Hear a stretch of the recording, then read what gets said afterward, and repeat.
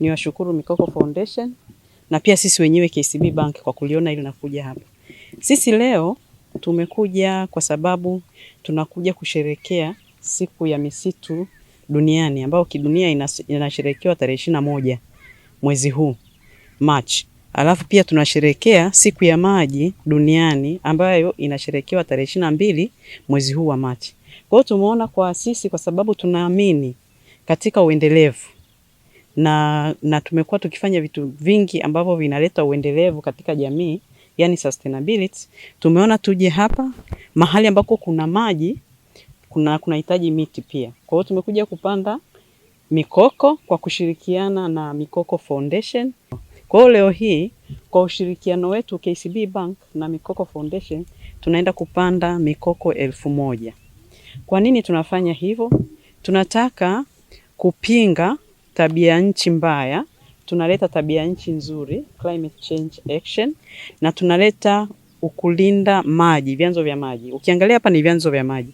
Tukifanya hivi tutaleta tabia nchi nzuri na tutalinda vyanzo vya maji ambavyo sio tu kwamba vitasaidia hiyo tabia nchi, lakini pia vinasaidia na jamii ambayo inazunguka hapa.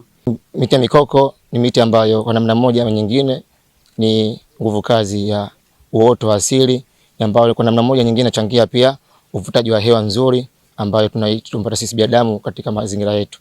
Kwa hiyo tunashukuru sana KCB Bank kwa kushirikiana na Foundation, Mikoko Foundation kwa kuletea zoezi hili.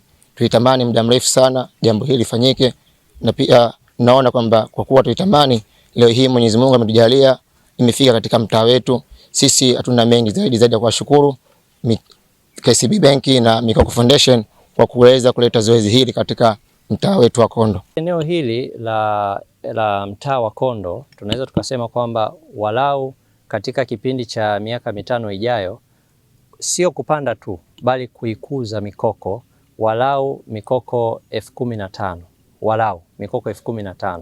Tunaweza tukaanza kuona kwamba yale maeneo ambayo yapo wazi, kama eneo hili ambalo tumesimama ni eneo ambalo ni kama vile uwanja wa mpira watu wanacheza, lakini hili ni eneo la hifadhi ya msitu.